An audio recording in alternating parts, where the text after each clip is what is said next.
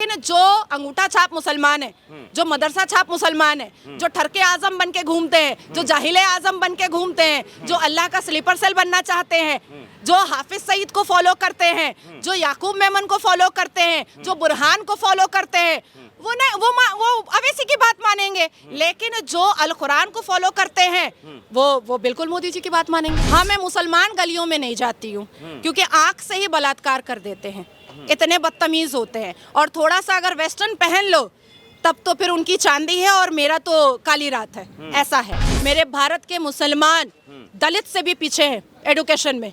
अब आप सोचिए कि आर्मी के बाद सबसे ज्यादा मुसलमानों के वक्फ बोर्ड के पास पैसा है, पढ़ाता क्यों नहीं है? हर एक सरकार खड़े होकर बोल रही है कि मदरसा को मिडिल स्कूल बनाओ, तो ये छाती पीटने लगते हैं क्योंकि इनको बुरहान बनवाना है, क्योंकि इनको अजमल खसब बनवाना है, क्योंकि इनको हाफिज सईद बनवाना है, क्योंकि इनको याकूब मेमन बनवाना है मुसलमान लड़कों को। डोर टू डोर कैंपेनिंग कर रहे हैं हैदराबाद में ओवैसी इस बार, और उसमें महिलाओं को कह रहे हैं कि इस बार आप सीएए और ट्रिपल तलाक जो कानून है उसके खिलाफ आप लोग वोटिंग करिए। तो क्या लग रहा है, इस सब को बढ़ा चढ़ा करके तो उनको वोट मिल ही जाएगा, तो आप कैसे कह रहे हैं कि ओवैसी जो है इस बार हैदराबाद उनको छोड़ना पड़ जाएगा?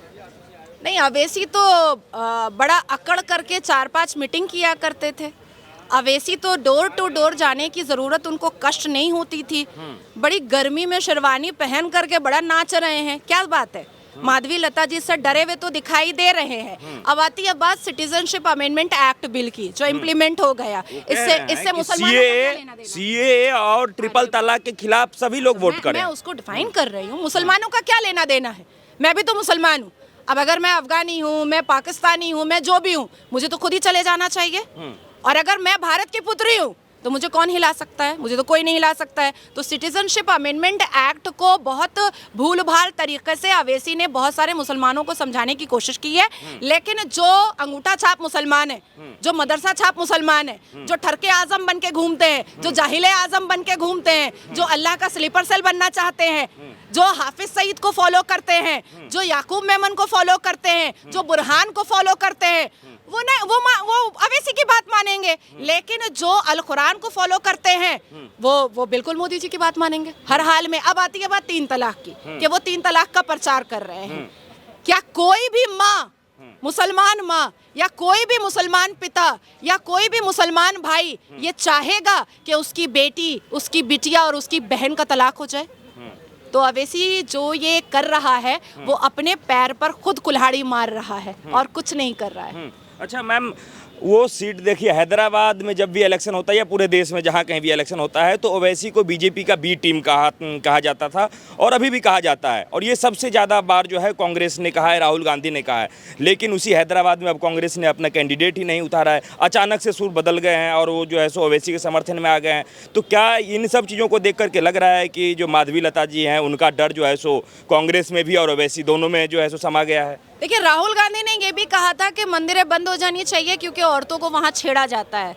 मुझे लगता है कि मैं प्राय भारत के सभी मंदिर में मैं दर्शन कर चुकी हूँ, मुझे तो किसी ने नहीं छेड़ा। हाँ, मैं मुसलमान गलियों में नहीं जाती हूँ क्योंकि आंख से ही बलात्कार कर देते हैं, इतने बदतमीज होते हैं। और थोड़ा सा अगर वेस्टर्न पहन लो तब तो फिर उनकी चांदी है और मेरा तो काली रात है, ऐसा है।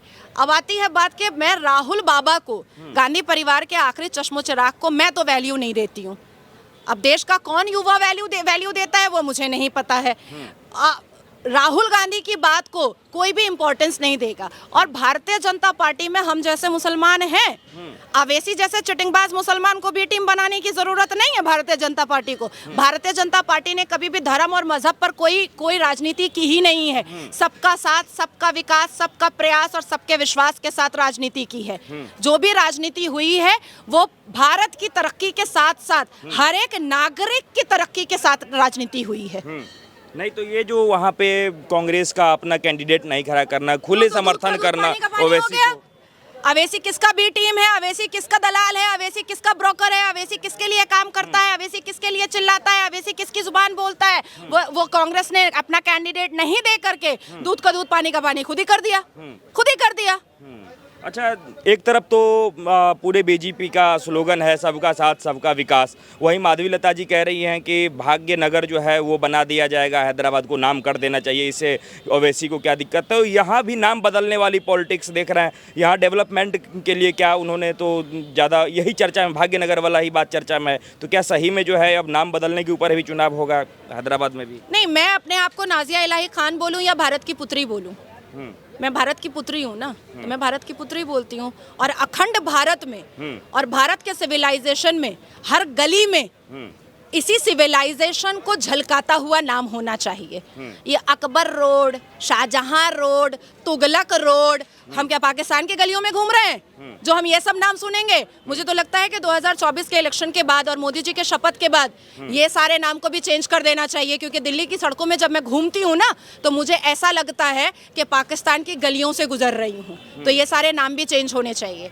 माधवी लता जी को हराना ओवैसी के लिए अब नामुमकिन है, नामुमकिन है। और मैं तो नमाज पे दुआ कर रही हूँ, ईद की नमाज पे भी दुआ किया है मैंने कि माधवी लता जी जीत जाए, उसके बाद हलाल सर्टिफिकेशन का काला धंधा खोलेंगे हम लोग सब मिल करके। वक्फ बोर्ड में लैंड माफिया ने जितने भी संपत्ति को हड़प किया है उसको खोलेंगे। अब जनता को और व्यूअर्स को समझने की बात है। आप लोग जब पब्लिक रिएक्शन लेते हैं तो आप लोग बोलते हैं कि मुसलमान जो है वो पढ़ा लिखा नहीं है। अब आप सोचिए कि आर्मी के बाद सबसे ज्यादा मुसलमानों के वक्फ बोर्ड के पास पैसा है, पढ़ाता क्यों नहीं है? मदरसे के नाम पर जो चंदा उठाया जाता है वो मिलियन ट्रिलियन पे है, पढ़ाता क्यों नहीं है? सरकार खड़े हो करके कह रही है, आसाम की सरकार, उत्तर प्रदेश की सरकार, हर एक सरकार खड़े होकर बोल रही है कि मदरसा को मिडिल स्कूल बनाओ। तो ये छाती पीटने लगते हैं क्योंकि इनको बुरहान बनवाना है, क्योंकि इनको अजमल कसब बनवाना है, क्योंकि इनको हाफिज सईद बनवाना है, क्योंकि इनको याकूब मेमन बनवाना है मुसलमान लड़कों को। इनको पढ़ा लिखा शिक्षित मुसलमान लड़का तो कहेगा कि हम आर्मी ऑफिसर बनेंगे, हम नेवी बनेंगे, हम इंजीनियर बनेंगे, हम डॉक्टर बनेंगे। और ये धर्म के ठेकेदार, मजहब के ठेकेदार चाहते नहीं है, बिल्कुल नहीं चाहते हैं। फिर इनका झंडा लेकर चलेगा कौन? अच्छा, हैदराबाद का जो नाम भाग्यनगर है, क्या आप भी उसका समर्थन करती हैं? क्या हैदराबाद का नाम भाग्यनगर होना चाहिए? हाँ, बिल्कुल होना चाहिए। ये ठरके आजम का नाम अब नहीं चलेगा यहाँ पर। देश में 79% शिक्षित लोग हैं, लेकिन सच्चर कमीशन की रिपोर्ट के हिसाब से मेरे भारत के मुसलमान दलित से भी पीछे हैं एजुकेशन में। ये हम कैसे अब बर्दाश्त करेंगे? एकदम ये जाहिले आजम और ठरके आजम को अब दूर भगाया जाएगा। हम रसूल की उम्मत से आते हैं, हम सुन्नत रसूल मानते हैं, हम मुगल की उम्मत से नहीं आते हैं। हम मुगल को क्यों मानेंगे? बिल्कुल नहीं मानेंगे। मुगल कौन है?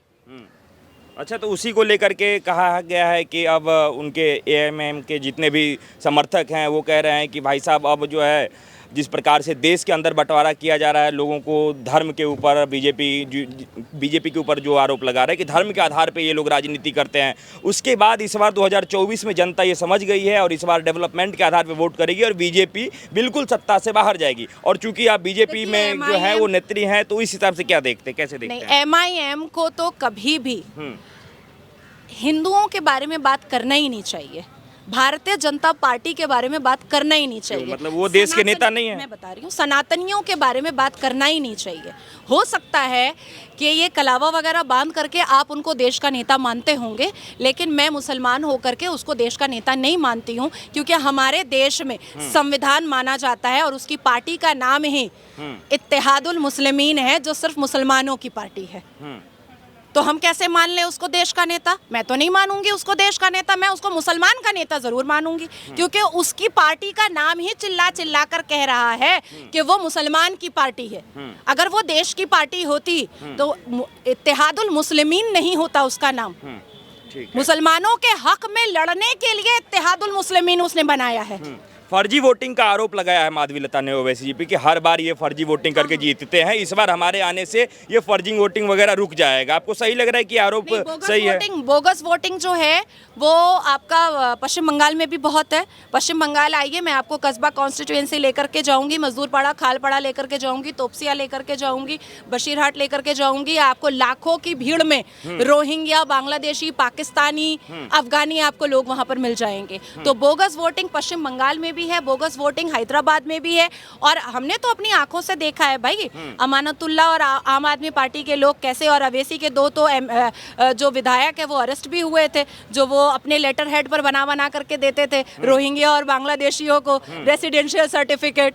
तो जो चीजें क्लियर है, कानून की नजरों में आ चुकी है, उसको अवैसी झुटला कैसे सकता है? वो झुटता है, ये हम जैसे शिक्षित मुसलमान जानते हैं जो अल कुरान समझते हैं, वो उनको समझा सकता है जो मदरसा छाप है, जो मुगल को फॉलो करते हैं। हम मुगल को फॉलो नहीं करने वाले मुसलमान हैं, हम संविधान को फॉलो करने वाले मुसलमान हैं। अच्छा मैम, नरेंद्र मोदी जी एक भाषण में कह रहे थे कि जब जिस दिन हम शपथ लेंगे ठीक अगले ही दिन जो है सो बड़े बड़े फैसले लिए जाएंगे। तो पूरा देश जानना चाहता है कि वो बड़ा बड़ा फैसला कौन कौन से होने वाले हैं, चूंकि आप बीजेपी के कोर मेंबर हैं, बता सकते हैं? नहीं देखिए, मैं अभी कभी भी अपने आप को पॉलिटिशियन मानती नहीं हूँ। I know I am a blunt speaker. मैं माँ हूँ, बेटी हूँ, आपकी बहन हूँ, यहाँ पर जितने लोग खड़े हैं सबकी बहन हूँ, भारत की पुत्री हूँ। पॉलिटिशियन मैं अपने आप को नहीं मानती हूँ। बड़े निर्णय तो पहले भी लिए गए। राम मंदिर बना, 550 साल से आप लोग इंतजार कर रहे थे। अखंड भारत का सपना है, मेरा है, आपका है, इस देश के हर नागरिक का है। पीओके दोबारा चाहिए, पीओके हमें दोबारा चाहिए, चाहे जो हो जाए। तो और मुझे पूरी उम्मीद है कि अनंतनाग सूर्या मंदिर से शुरुआत होगी, उसकी प्राण प्रतिष्ठा होगी भव्य तरीके से, पीओके दोबारा लेंगे, और उसके बाद फिर अखंड भारत का निर्माण फिर से होगा। तब यहाँ का देश का नागरिक कहेगा जय श्री राम, और एक बार नहीं, बार बार मोदी सरकार। ठीक है मैम, बहुत बहुत धन्यवाद।